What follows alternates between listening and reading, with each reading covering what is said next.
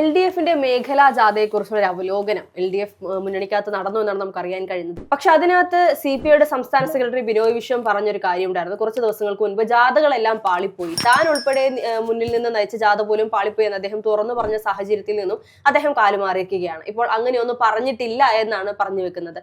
ഇവിടെ ഇപ്പോൾ എനിക്ക് ചോദിക്കാനുള്ളത്, പലപ്പോഴായി പല വിഷയങ്ങളിലും CPMന്റെ നിലപാടുകൾക്കെതിരെ നിൽക്കുന്ന CPI പിന്നീട് പിണറായി വിജയന്റെ മുന്നിലെത്തുമ്പോൾ ബിനോയ് വിശ്വത്തിന്റെ മുട്ടടിക്കുന്നതും താൻ പറഞ്ഞ വാക്കിൽ നിന്നും മാറ്റി പറയുന്നത് നമ്മൾ പലപ്പോഴും കണ്ടിട്ടുണ്ട്. ഇപ്പോൾ ഏറ്റവും ഒടുവിലായാണ് ഈ ഒരു ജാഥയെ കുറിച്ച് പറയുകയാണെങ്കിലും. പക്ഷേ PMSI പദ്ധതിയിൽ മാത്രം അങ്ങനെ ആയിരുന്നില്ല കാര്യങ്ങൾ. കൃത്യമായ നിലപാട് ആദ്യം മുതൽ അവസാനം വരെ ഉറച്ചു നിൽക്കാനായിട്ട് ഈ പറയുന്ന ബിനോയ് വിശ്വത്തിന് സാധിച്ചിരുന്നു എന്നുള്ളതാണ്. എന്തിനായിരിക്കാം അന്ന് പിന്നെ ആ ഒരു വിഷയത്തിൽ മാത്രം ഇത്രയും കടുത്തൊരു നിലപാടിലേക്ക് പോയത്? എന്തുകൊണ്ടായിരിക്കാം? അതായത് CPMനെ സംബന്ധിച്ചും CPI സംബന്ധിച്ച് ഏറ്റവും കൂടുതൽ പ്രത്യശാസ്ത്ര നിലപാടുകൾ തങ്ങളാണ് ഉയർത്തിക്കാട്ടുന്നത്, തങ്ങളാണ് യഥാർത്ഥ കമ്മ്യൂണിസ്റ്റുകാരെന്ന് പറഞ്ഞ് ഈ രണ്ട് കമ്മ്യൂണിസ്റ്റ് പാർട്ടികളും തമ്മിലൊരു ആശയപരമായ യുദ്ധമുണ്ട്. CPI പറയുന്ന കമ്മ്യൂണിസ്റ്റ് പാർട്ടി ഓഫ് ഇന്ത്യ അവരാണ് ഏറ്റവും വലിയ കമ്മ്യൂണിസ്റ്റ് പാർട്ടി എന്നും, അതായത് ഏറ്റവും വലുതെന്നല്ല, പ്രത്യശാസ്ത്രം ഏറ്റവും കൂടുതൽ മുറുകെ പിടിക്കുന്ന ഞങ്ങളാണെന്നും, അല്ല communist party of India Marxist അവരാണ് പ്രത്യയശാസ്ത്രം മുന്നേ പിടിക്കുന്നത്, അവരുമുണ്ട്. പക്ഷേ ഇവിടെ കേരളത്തിൽ നമ്മൾ നോക്കുമ്പോൾ ഈ പറയുന്ന പോലെ വോട്ട് ഏറ്റവും കൂടുതലുള്ളത് CPMനാണ്. CPMന്റെ വോട്ട് അവർക്കുള്ള അണികൾ എന്ന് പറയുന്നത് 6 ലക്ഷത്തിലധികം വരും ഒരു പാർട്ടി അനുകൂലികളും അല്ലെങ്കിൽ അല്ലാതെ പാർട്ടിയിൽ തന്നെ അംഗമായിട്ടുള്ളവരും. അപ്പോൾ ഈ പറയുന്ന പോലെ അവർക്ക് എന്താ പറയുക വോട്ട് ഉള്ളത് കൊണ്ട് തന്നെ CPIക്ക് വല്ലാത്ത ഒരു ഭയം ഇപ്പോൾ ഈ തിരഞ്ഞെടുപ്പ് അടുത്ത് വരുന്ന അവസരത്തിൽ ഇത് പറഞ്ഞു എന്നുള്ള കാര്യം വ്യക്തമാണ്. CPIയുടെ സംസ്ഥാന എക്സിക്യൂട്ടീവ് യോഗം MN സ്മാരകത്തിനോട് ചേർന്ന പുതിയ അവരുടെ കെട്ടിടത്തിൽ വെച്ച് നടന്ന അവലോകന യോഗത്തിൽ ഈ ഒരു വിഷയം സംസാരം ഉണ്ടാകാതെ മാധ്യമങ്ങളിൽ വാർത്ത വരില്ല. അപ്പോൾ അവർ പറഞ്ഞത് കാര്യമൊക്കെ തന്നെയാണ്. കാര്യം അണികളിൽ ഈ തദ്ദേശ ഇലക്ഷനിന് ശേഷം പോറ്റിയെ കയറ്റിയ സ്വർണ്ണപ്പാളികൾ കട്ട സഖാക്കളാണ് അയ്യപ്പ എന്ന പാട്ടിന്റെ ഫലമായിട്ടും അല്ലെങ്കിൽ ശബരിമല വിഷയമോ ആന്റി ഇൻകംബൻസിയോ തദ്ദേശത്തിൽ കോൺഗ്രസിന് വളരെയധികം ഹൈപ്പ് ഉണ്ടാക്കി കൊടുത്തിട്ടുണ്ട്. അത് സത്യമാണ്. ഈ മേഖല ജാഥ എന്ന് പറയുന്ന നേതാക്കളെല്ലാം ഒരുമിച്ച് നിൽക്കേണ്ടതായിരുന്നു എന്ന് പറഞ്ഞത് എല്ലാ കാര്യങ്ങളും കറക്റ്റ് സത്യമാണ്. പക്ഷെ ഇവിടെ ഇവർ എന്തുകൊണ്ട് ഇപ്പോൾ PM ശ്രീ പദ്ധതിയിൽ ഈ പറയുന്ന രീതിയിൽ എന്തുകൊണ്ട് അവർ കണ്ണിച്ചു എന്ന് ചോദിച്ചാൽ, PM ശ്രീ പദ്ധതിയിൽ ഇവരുടെ ആശയങ്ങളിൽ RSSനെ എതിർക്കുന്നത്, അതായത് ഹിന്ദുത്വത്തെ തീവ്ര ഹിന്ദുത്വ നിലപാടിനെ ഏറ്റവും കൂടുതൽ എതിർക്കുന്നത് തങ്ങളാണ് എന്ന് വരുത്തി തീർക്കേണ്ട CPIയുടെ കൂടെ ആവശ്യമാണ്. കാര്യം CPMനെ സംബന്ധിച്ച് ഭരണത്തിൽ ഇരിക്കുമ്പോൾ അവർ തന്നെയാണ് ലീഡ് ചെയ്യുന്നത്. ലീഡർ എന്ന രീതിയിൽ അവർ ചിലപ്പോൾ വിട്ടുവീഴ്ചയ്ക്ക്, കാര്യം ഫണ്ട് കേന്ദ്രത്തിൽ നിന്ന് കിട്ടുന്നില്ല, എന്തെങ്കിലും കിട്ടണം എന്ന് പറഞ്ഞുകൊണ്ട് കാണിച്ച നമ്പറാണെന്നാണ് ഇവർ പറയുന്നത്. പക്ഷേ അവിടെ ഇവർ പറയുന്നത് ആശയങ്ങൾ എന്താ, നിങ്ങൾ തോട്ടിക്കളഞ്ഞിട്ടാണോ നിങ്ങൾ പോയത്? അപ്പോൾ ആശയം എന്ന് പറയുന്നത് ഇല്ലേ, ആശയം ആമാശയം മാത്രമായോ എന്ന രീതിയിലൊക്കെ ചോദിച്ചിട്ടാണ് ബിനോയ് വിശ്വത്തിനും അദ്ദേഹത്തിൻ്റെ മന്ത്രിമാർക്കും അന്ന് PM ശ്രീ പദ്ധതിയിൽ ഖണ്ഡിച്ചതിനെ ഇപ്പോൾ അവർ ശരിക്കും ഭയക്കുന്നുണ്ട്. കാര്യം വോട്ട് ബാങ്ക്, വോട്ട് എന്ന് പറയുന്നത് CPM കൂടെ ഇട്ടാലേ, ഇപ്പോൾ ഇടതുപക്ഷത്തിൻ്റെ സ്ഥാനാർത്ഥിയായി CPI മത്സരിച്ചാലും CPIയുടെ കാൻഡിഡേറ്റ് മത്സരിച്ചാലും പണിയെടുക്കേണ്ടത് CPM ആണ്. പണിയെടുക്കാൻ അവരെ ആളെ കിട്ടണ്ടേ? ബ്രാഞ്ച് തലത്തിൽ ഇപ്പോൾ അവർക്ക് എത്ര ബ്രാഞ്ച് ഉണ്ട് എന്ന് നമുക്കറിയില്ല, അവരുടെ അംഗങ്ങളറിയില്ല. പക്ഷേ നല്ല നേതാക്കളുണ്ട്, എല്ലാം ശരിയാണ്. പക്ഷേ ഇവിടെ ഈ പറയുന്ന സീറ്റ് വിഭജനത്തിന്റെ ചർച്ച നടക്കുന്ന അവസരത്തിൽ അവിടെ ചെന്നിരുന്നിട്ട് അദ്ദേഹം പറഞ്ഞത് നമ്മളൊന്നും അങ്ങനെയൊന്നും ചർച്ച ഉണ്ടായിട്ടില്ല എന്ന്. അതായത് CPM കഴിഞ്ഞാലാണ് CPIക്ക് സീറ്റ് കിട്ടുള്ളൂ എന്നുള്ള കൃത്യമായ ബോധ്യമായിരിക്കണം. അല്ല, MLA ആകാൻ ആളെ കിട്ടണം. MLA പാർലമെന്റ് തലത്തിൽ അവർക്ക് ആള് വേണ്ടേ? ഇപ്പൊ അവര് 4 മന്ത്രിമാർ, എത്ര മന്ത്രിമാരുള്ള? ചിഞ്ചുറാണിയുണ്ട്, അനിലുണ്ട്, രാജനുണ്ട്, ഇങ്ങനെ എണ്ണം പറഞ്ഞ 4 മന്ത്രിമാർ, ഡെപ്യൂട്ടി സ്പീക്കറുണ്ട്. ഇങ്ങനെ ഇത്രയും പേരുണ്ടെങ്കിൽ വോട്ട് കിട്ടണ്ടേ? അവർക്ക് MLA ആണ്. ഇപ്പം നമ്മൾ തന്നെ ശ്രദ്ധിച്ചാൽ അറിയാം, ഈ PM ശ്രീ വിഷയം അല്ലെങ്കിൽ നമ്മൾ തുടക്കം മുതൽ ഈ മുന്നണി യോഗത്തിലെ പൂരം കലക്കിയ വിഷയം, തൃശ്ശൂർ എന്ന് പറഞ്ഞത് CPIയുടെ സ്ഥാനാർത്ഥിയായിരുന്ന സുനിൽകുമാർ അവിടെ മത്സരിച്ച VS സുനിൽകുമാർ എന്ന് പറഞ്ഞ ജനകീയനായ ഒരു നേതാവാണ്.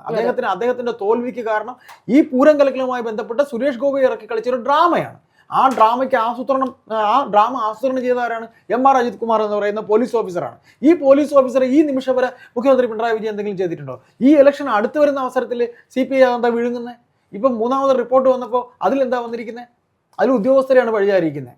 സുനിൽകുമാർ അവിടെ ഉദ്യോഗസ്ഥരെ വഴിയായിരുന്നു. അപ്പോൾ ഇവർക്കൊക്കെ ഈ പറയുന്ന പോലെ CPIയുടെ ഏറ്റവും വലിയ വിഷയം ഒരു നട്ടലുള്ള നേതാവ്, അതായത് കാനമൊക്കെ തുടക്കത്തിൽ ഭയങ്കര സ്ട്രോങ് ആയിട്ട് തുടങ്ങി. ആ കാനം പിന്നെ അവസാനം അദ്ദേഹത്തിന്റെ ആരോഗ്യം മോശമാകുന്നതിന് മുമ്പും അല്ലാതെയൊക്കെ കാനം പിന്നെ എന്തായി?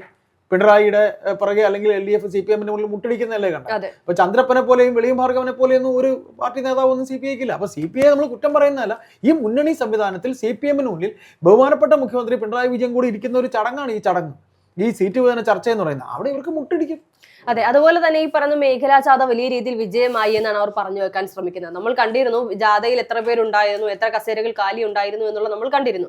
അതിനേക്കാളുപരി ഈ പറയുന്ന ജാഥകളിൽ നിന്നും ഈ തദ്ദേശ തെരഞ്ഞെടുപ്പിലുണ്ടായ തിരിച്ചടിയിൽ നിന്നും മാറി അവിടെയുള്ള പ്രവർത്തകർക്ക് ഒരു ഉത്തേജനം നൽകാൻ സാധിച്ചു എന്നുള്ളൊരു ചെറിയൊരു അനക്കം അണികളുടെ ഇടയിൽ ആ സ്വന്തം പാർട്ടി ഇടതു മുന്നണി എന്ന് പറഞ്ഞിട്ട് ഒരു ഓളം, ചെറിയൊരു ഓളം ഉണ്ടാക്കാൻ പറ്റി. അതെ, അതുപോലെ തന്നെ അവർ പറയുന്ന മറ്റൊരു കാര്യം കൂടിയുണ്ട്. ഗൃഹസമ്പർക്ക പരിപാടി ഇപ്പോൾ ഏകദേശം തീരാറായിക്കൊണ്ടിരിക്കുകയാണ്. ജനങ്ങളോട് നേരിട്ട് സംസാരിക്കുമ്പോൾ അവരുടെ ഉള്ളിൽ നമ്മൾ ചെയ്ത കാര്യങ്ങൾ അറിയിക്കാൻ സാധിക്കും. വളരെ പൊള്ളയായ രീതിയിലുള്ള വിശ്വാസങ്ങൾ, അതിനപ്പുറത്തേക്ക് മറ്റൊന്നും ഈ പറയുന്ന ഇവരുടെ പൊള്ളയായ വിശ്വാസങ്ങളിൽ മാത്രം ഊന്നി നിൽക്കുന്ന പാർട്ടിയാണ് CPM. അതിന്റെ ഫലം അവർ ശരിക്കും പറഞ്ഞാൽ അത് അനുഭവിക്കുന്നുണ്ട്. അവരിപ്പോഴും ഒരു വിഡ്ഢി സ്വർഗത്തിലാണ് അവർ ഇരിക്കുന്നത്. അവരുടെ ഭരണത്തിലെ നേട്ടങ്ങൾ, അവർ ചെയ്തതെല്ലാം ശരിയാണ്. ഇതൊക്കെ എങ്ങനെയെന്നറിയോ?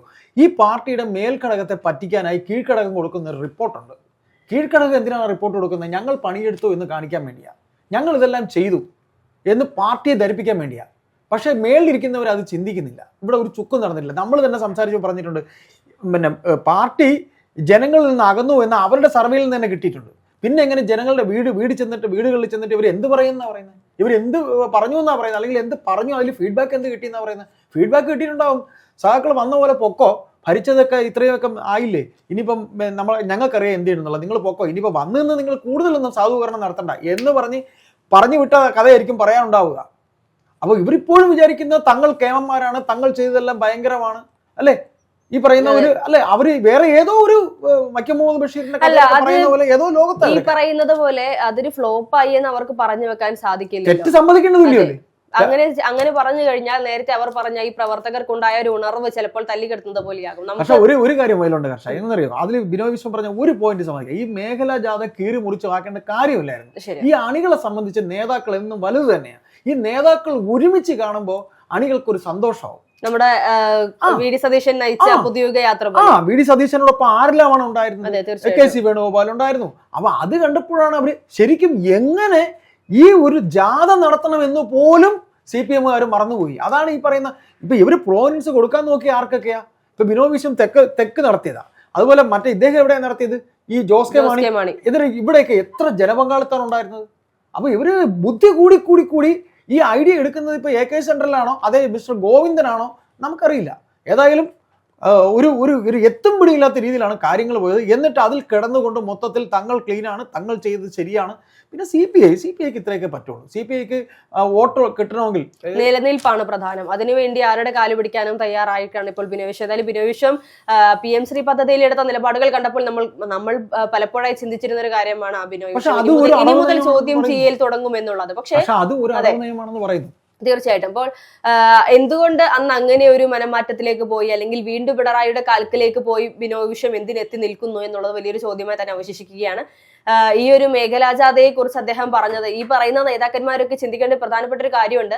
ഇവർ ചെയ്യുന്ന അല്ലെങ്കിൽ ഇവർ പറയുന്ന ഓരോ വാക്കുകളും ജനങ്ങൾ മോണിറ്റർ ചെയ്തുകൊണ്ടിരിക്കുകയാണ്. ജനങ്ങൾക്കറിയാം ബിനോയ് വിശ്വം എന്തൊക്കെ പറഞ്ഞിരുന്നു, എപ്പോഴൊക്കെ എവിടെയൊക്കെ പറഞ്ഞിരുന്നു എന്നുള്ളത്. ഇപ്പോൾ എത്രയൊക്കെ പറഞ്ഞില്ല എന്ന് പറഞ്ഞാലും കൃത്യമായ തെളിവുകൾ നിരത്താൻ ജനങ്ങൾക്കാവും. നിന്ന നിൽപ്പിൽ കാല് മാറുന്ന നേതാക്കന്മാരെക്കാൾ എന്തുകൊണ്ടും നല്ലത് പറയുന്ന നിലപാടുകളിൽ ഉറച്ചു നിൽക്കുന്ന നേതാക്കന്മാരെ ആണ് എന്ന് കരുതിക്കൊണ്ട് ജനങ്ങൾ വോട്ട് മാറ്റി കുത്തുന്ന നിലയിലേക്ക് നിങ്ങൾ തന്നെ നിങ്ങളുടെ പാർട്ടിയെ കൊണ്ടെത്തിക്കും എന്നുള്ളതാണ്.